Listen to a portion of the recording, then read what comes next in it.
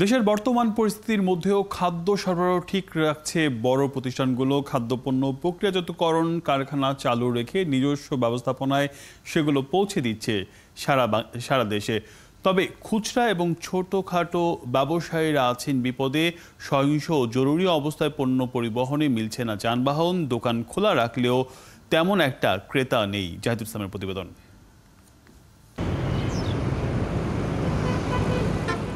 দেশব্যাপী চলা জরুরি অবস্থার মাঝেও ভোগ্যপণ্য প্রস্তুতকারী প্রতিষ্ঠান মেঘনা গ্রুপ অফ ইন্ডাস্ট্রিজ খোলা রেখেছে কারখানা। প্রতিষ্ঠানটি বলছে খাদ্যে ঘাটতি যেন না হয়, ম্যানুয়াল পদ্ধতিতে ক্রয়াদেশ নিয়ে দেশের বিভিন্ন প্রান্তে খাদ্যপণ্য সরবরাহ করা হচ্ছে। 7-8টা গাড়ির গ্লাস ভেঙে ফেলছে আর 2টা গাড়ি আগুন দিয়েছিল। এত বড় সাপ্লাই চেনের ভিতরে এটা হইতেই পারে। আমরা সেটাকে উপেক্ষা করছি শুধুমাত্র দেশবাসীকে সেবা দেওয়ার জন্য, যাতে যেহেতু আমাদের খাদ্যের একটা বিজনেস এবং মানুষের খাদ্যের ঘাটতি না হয়, এটা আমরা সবসময় খেয়াল রাখছি যে আমরা খাদ্যটা সাপ্লাই দিয়ে দেয়। প্রতিষ্ঠানটির দেওয়া তথ্যের সাথে মিল পাওয়া গেল রাজধানীর মৌলভীবাজারে।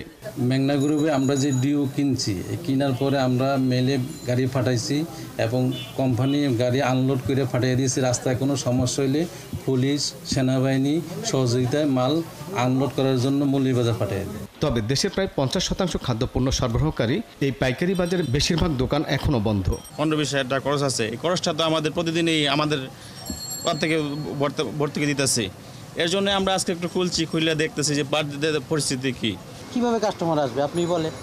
কাস্টমার আসার ওয়ে থাকতে হইব না। রাস্তায় একটা গ্যাঞ্জাম হইলো, ওই কাস্টমার মাল বাঁচাইব না তার যান বাঁচাইব। টাকা পয়সা যে লেনদেন হচ্ছে না, পার্টিরা টাকাগুলো আটকে রাখছে, ব্যাংক চালু নাই, ব্যাংকটা চালু করে দেও। ব্যবসায়ীদের শীর্ষ সংগঠন এফবিসিসিআই বলছে খাদ্যপণ্যের সরবরাহ স্বাভাবিক রাখতে সরকারের নজর দেওয়া জরুরি।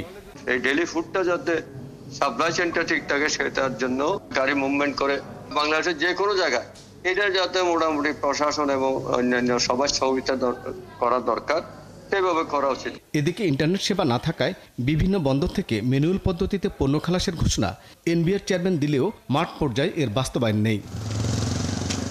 জাহিদুল ইসলাম, 71, ঢাকা।